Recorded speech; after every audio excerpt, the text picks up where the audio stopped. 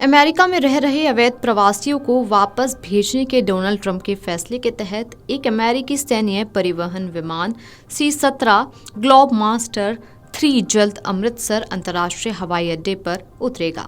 इसमें करीब 119 भारतीय नागरिक होंगे जो अवैध तरीके से अमेरिका में रह रहे थे।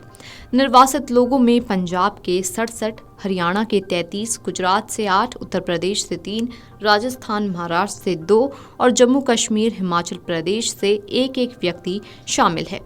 रविवार को भी 157 लोगों को लेकर एक और अमेरिकी विमान के अमृतसर पहुंचने की संभावना है। दरअसल पिछली बार जब अवैध प्रवासियों को भारत लाया गया था तो निर्वासित भारतीयों को हाथों में हथकड़ी और पैरों में बेड़ियां डालकर एयरक्राफ्ट में लाया गया, जिसके बाद अब इस बार भी ये आशंकाएं लगाई जा रही हैं क्या इस बार भी भारतीयों को इन्हीं हालातों में भारत वापस लाया जाएगा।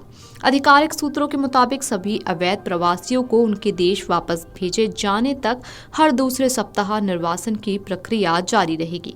कार्रवाई ऐसे लोगों पर की जा रही है जो अवैध रूप से अमेरिका में प्रवेश कर गए हैं या फिर वे वीजा की अवधि समाप्त होने के बाद भी वहां पर रह रहे हैं। इससे पहले अमेरिका से निर्वासित किए गए 104 अवैध प्रवासी भारतीयों को लेकर अमेरिकी सेना का विमान C-17 पिछले हफ्ते यानी कि 5 फरवरी को अमृतसर के श्री गुरु रामदास इंटरनेशनल एयरपोर्ट पर उतरा था। इसमें गुजरात के 33, हरियाणा के 34, पंजाब के 30, महाराष्ट्र के 3, उत्तर प्रदेश चंडीगढ़ के 2 लोग शामिल थे।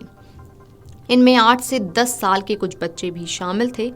साथ ही ये देखना भी दिलचस्प होगा कि पिछले 2 दिन पीएम मोदी की मेजबानी में गर्मजोशी से ट्रंप प्रशासन इस मामले में क्या रुख अपनाता है। वैसे उम्मीद की जा रही है कि पीएम मोदी की ट्रंप से मुलाकात का असर इस डिपोर्टेशन पर दिख सकता है, यानी अवैध प्रवासी भारतीयों के हाथों में हथकड़ी और पैरों में बेड़ियां नहीं लगनी चाहिए।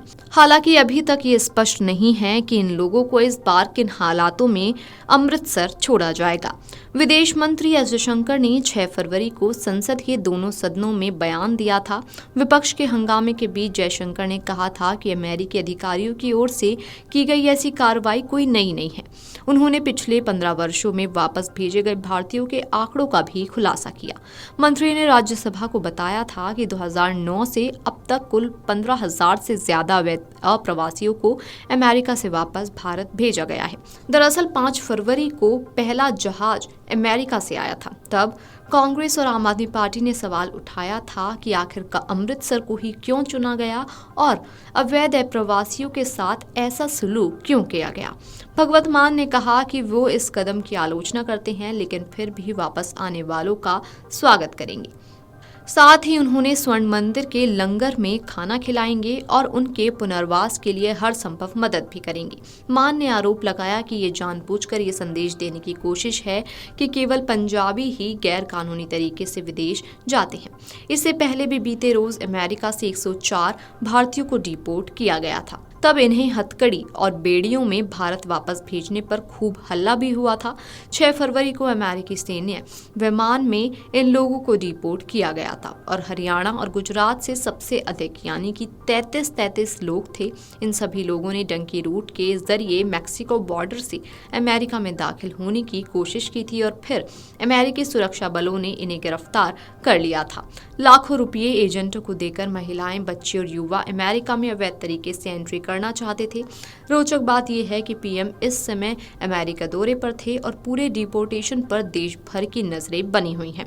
डोनाल्ड ट्रंप ने अपना दूसरा कार्यकाल संभालते ही सबसे पहले जिन कार्यकारी आदेशों पर हस्ताक्षर किए थे उनमें अवैध प्रवासियों कि अमेरिका से बाहर करने के आदेश शामिल थे। अपने पूरे चुनावी अभियान में उन्होंने अवैध प्रवासियों का मुद्दा उठाया था। ट्रंप प्रशासन बड़े पैमाने पर अमेरिका में रह रहे ऐसे लोगों को सैन्य विमान में भर कर बाहर छोड़ रहे हैं। Video desk अमरउजाला.com। अमर उजाला जीवांजलि के सारथी की मदद लें और महाकुंभ में स्नान जरूर करें।